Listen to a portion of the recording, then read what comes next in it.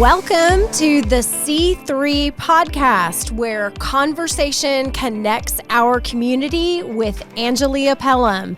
Angelia, welcome back. It has been a while since you and I have had a chat over the podcast format since the campaign closed. So welcome back to your own podcast again. It is so exciting to be with you again, Wendy. Certainly under different circumstances. Yes. A lot less stressful, but I'm just thrilled to be here today. Yeah. So today's topic, and I want everyone to note that we have changed the name of the podcast. Angelia has decided to change this podcast format to talk about conversations that connect our community, hence the 3 C's in the name of the podcast. But this first episode, we've decided to entitle Managing Many Hats. And so, Angelia, what does that mean? What's been going on with you since June 1st, Election Day? Oh my gosh, what has been going on with me since June 1st? Just so many things. And I want to go back to the title of the podcast and the videos, which really transitions us out of campaign mode and really starts to focus on topics that impact our residents and creating conversation so that we can continue to connect our community. So that's why we transitioned out of the Pelham podcast to really more focused on having community conversations, because I think that's what's going to bridge the gap when it comes to us learning more about each other and just building a stronger community. Yeah. In terms of what have I been doing since June? Yes, many hats. I'm really excited to now sit on council in place 3. It's been an exciting transition for me, learning a lot about our city and how decisions are made, and getting to know city staff has all been just a wonderful experience. And on the side, I've been continuing to focus on growing my business, Real Talk Executive Coaching, and we do a lot of strategic coaching, a lot of strategic planning, which I'm doing a lot right now for a number of clients. Diversity and inclusion training. So really busy from a corporate perspective with my firm. And then on a personal note, my daughter has gone off to college, our only child. She's in New York at Columbia and is loving life. But Yes. being empty nesters, my husband and I are still trying to figure that out, because it's different. We get to choose what restaurants we go to and what Yes. movies we watch, and we're not used to being in control of our own lives. So it's been very interesting. Well, good. Well, coming out of COVID, many women are now no longer working these traditional, get in the car, drive there at 8:30, and then get in the car and drive home at 5:30.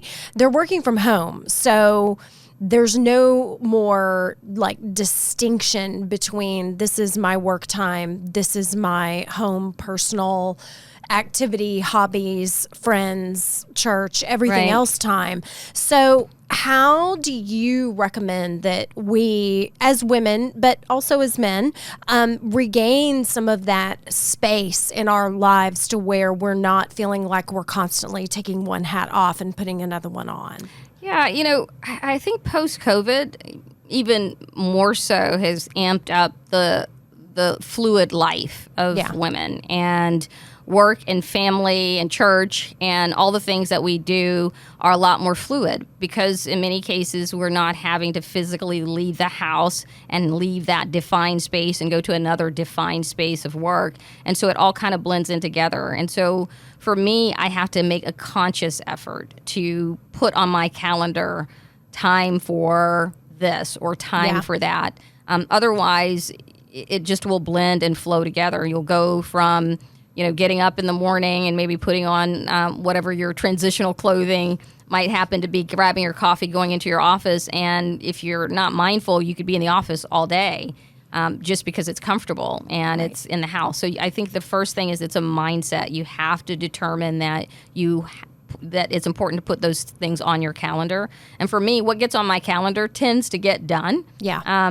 Maybe not always well, but it tends to get done. And so I would say the first step is, prioritizing it and putting it on the calendar and setting aside time. So for me, I make at least 2 to 3 times a day time to check in with my daughter or check in with my husband. And so I'm conscious of that. So it's just prioritizing that time because it's so fluid nowadays and otherwise time will get away from you. Exactly. So what about guilt? Can you share with our listeners how you manage your own personal expectations and others' expectations around I like to call it shoulding on yourself. How do you manage the shoulds on yourself?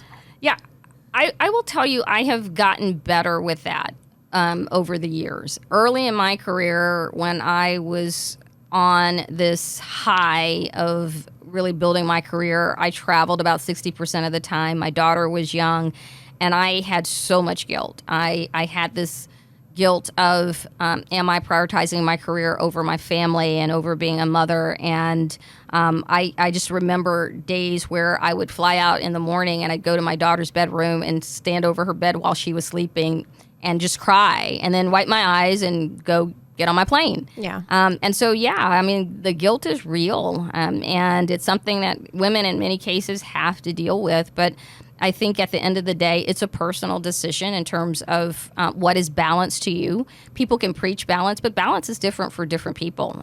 For me, I outsource a lot because that gives me balance. So I don't want to spend my time cleaning my own house. Right. So I set aside and I save for that so that someone can come in and help me with that. Yeah. And so delegating and outsourcing, I think, is really important. And if you can do that, I mean, there are areas that I have to cut back in order to be able to do that. But that is important enough for me to say, okay, I would rather my quality time being spent with my husband now than, I don't know, doing laundry or something like that. Exactly. Exactly. So before we sat down for this conversation, I did a little research and I found a quote. So I'm going to read the quote and I want Angelia's thoughts on this. A woman wears many hats in one lifetime. Why shouldn't one of them be a crown? Ooh, I like that. I like that. That is... I agree with that. Yeah. I think we do wear so many hats, whether it's being a mother or a wife or a caregiver, which I was to my mom before she passed last year, or being an executive in corporate or running your own business, as you well know. I mean, those are all really big hats. Oh, yeah. And I think the crown is equally as important, and that is taking time for yourself. Pampering yourself, being mindful of what makes you feel happy and special, and putting that on the calendar. For example, I am getting my massage today. Yay! And I try to do that every Friday because that is that's what's putting on the crown for me. Yes. That helps me center and relax. And there's so many other things that I could be doing at that time, but I made a conscious decision that nothing is more important than me time. And so that is something I try to do every Friday afternoon. I was going to say that's a nice separation also between the work week and the weekend. Yes. It's like a signal to your mind and your body that now we're going to move into this part of my life, which is more relaxation and lower key. Yep. That's great. So I'm going to shift gears a little bit. Since the election in June, have you found that our community has come together better? And if so, in what ways? I have had a unique perspective sitting on council because admittedly, prior to sitting on council, there were so many activities that were happening in the city that I just either never knew about or never took the time to participate. And sitting on council, your mindset shifts where you really want to engage with the residents and you really want to see where their daily interactions are and what matters to them. And so I've been scheduling and prioritizing on my calendar events out in the community. And so I'm getting a chance to see our community and to see how we do interface and how we come together as a community. And so I would say, I'm not sure if it's shifted, but my perspective has shifted because I'm now able to get out in the community and see all the great things that we're doing as a city. And I absolutely love it. And I am more delighted than ever to live in this great city of Frisco. That's wonderful. Well, as we wrap up this episode, are there any parting thoughts that you'd like to leave us with until we visit with you next time? Yeah. So one of the things that I will encourage our residents to do here in Frisco is just continue to seek ways to get involved. And it doesn't have to be volunteering and giving of your time, but there's just so many fun events that are happening in the city that, just, take an opportunity to get involved, attend one of those community events. If you're wondering what's happening in the city, go to the Frisco the Frisco, Texas .gov website. There's a lot of things listed there, but just get active in the community because we're just such a great community. One of the biggest things that I've seen that we have to offer in the city is just our beautiful parks and trails, and we spend a lot of time talking about those facilities so that our residents can get involved in downtown. And, there's just so much for us as a community to get involved with in Frisco. And so I would encourage our residents to get involved in that way. And then also get involved in learning more about leadership in the city. There's Leadership Frisco, which is a class that starts every year. There's City Hall 101. There's so many opportunities. And even for our youth, our teens, there's the Mayor's Youth Council, which just started their first class. So just great ways to get involved in the community. And that would be my encouragement to our residents here in Frisco. Well, awesome. Well, thank you all for joining us on this first episode of the C3 podcast, but definitely not the first time that we have seen and heard from Angelia. So we invite you to download, subscribe, and please share this podcast with your Frisco friends. And visit AngeliaForFrisco.com, where she is still maintaining up-to-date content on what's going on around town, her thoughts on different things that are happening and things that are coming before council.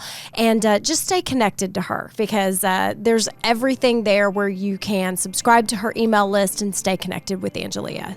Great. Thank you, Wendy. Again, I'm excited to start this. And as you mentioned, this won't be the last. That's right. We're looking at doing this on a frequent basis. And the reason, and I think you opened up with it, is, oftentimes when you're elected, or during the campaign, you stay really close to the residents and they get a chance to hear your voice and see your face often. But then you get in that seat, and sometimes, life just happens and you don't get a chance to connect with the residents as often. And so my commitment is to stay as connected with our community as I was during the campaign. I don't want to do a disappearing act now that I'm in the seat. Exactly. That is such an admirable goal. Well, we look forward to seeing you all next time here on the C3 podcast, where conversation connects our community.